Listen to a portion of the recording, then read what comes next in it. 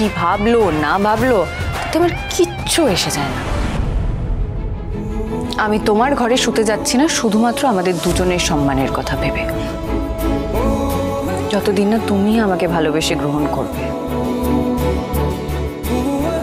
যতদিন না ভালোবেসে স্ত্রীর অধিকার তুমি আমাকে নিজে দেবে,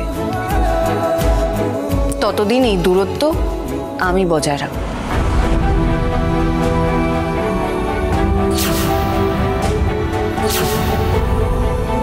যেদিন তুমি আমাকে স্ত্রীর সম্মান দিয়ে ভালোবেসে নিজে থেকে ওই ঘরে গিয়ে থাকতে বলবে, আমি সেদিন যাব। সানন্দে যাব, ড্যাং ড্যাং করে যাব, কিন্তু তার আগে নয়। তোমার সাথে কাঙালের মতো রাত কাটাতে আমার কোনো ইচ্ছে নাই গো।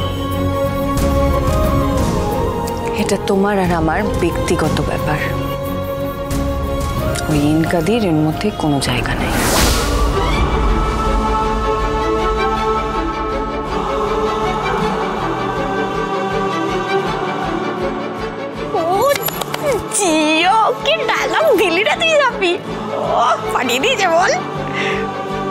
এই জন্যই ও ঝাঁপি। একদিকে যেমন ভালোবাসার কাঙাল, আর অন্যদিকে নিজের আত্মসম্মানের সাথে কোনো কম্প্রোমাইজ করে না। ওর কাছ থেকে অনেক কিছু শিখবার আছে, তাই না চুন্নি? এই এই এই রাক্ষসটার মুখটা দেখ, ঝাঁপির তেজ থেকে একদম অংশের মতো শুকিয়ে গেছে। ঝাঁপি, কি অসভ্যতা শুরু করেছিস তুই?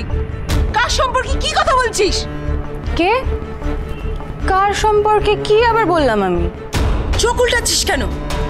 এক্ষুনি ইনকা সম্পর্কে কি বললি তুই? বললাম কি আবার বললাম? বললাম যে নোবডি। ওর ব্যাপারে আর কি বলবো বলো তো? ওটাই তো, ওটা কি বললি? নোবডি না কি বডি? ইনকাকে এত হতচ্ছেদা করিস কোন সাহসে? তাই না? সরি, ও তো আবার বহুদিন ধরে অন্যের বাড়িতে থেকে যাওয়া গেস্ট, ও নোবডি হবে কি করে? Sorry sorry. ঝাঁপি, আমাকে বকে কোনো লাভ আছে যে? ঠিক হচ্ছে স্বামী স্ত্রীর ব্যক্তিগত ব্যাপারে কথা, সেখানে হঠাৎ করে একটা গেস্টের প্রসঙ্গ উঠে এলো। এই সব অবান্তর প্রশ্ন ছেটে বাদ দিয়ে দেবো না বলো তুমি? ইনকা গেস্ট আবার কি? দেখো, ইনকাদি তোমার যতই প্রিয় হোক না কেন, দিনের শেষে ও কিন্তু আউটসাইডার। আর তুমি মানো চাই না মানো, আমি তোমার বৌমা। তো তোমার বৌমা তোমার ছেলের ঘরে থাকবে কি থাকবে না, তার মাঝখানে একজন আউটসাইডারের প্রশ্ন চলে এলো। এটা কি ভালো লাগে শুনতে বলো? লোকে শুনলে কি বলবে?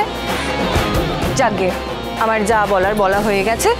শোনো না ঠাম্মি, হ্যাঁ এইবার ভালো টাকা উঠেছে। কালী পুজোর আগে ব্যবসাটা ভালো করে বড় করে সাজাতে হবে।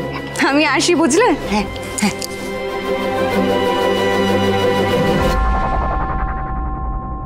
আসি বাবা, টাটা।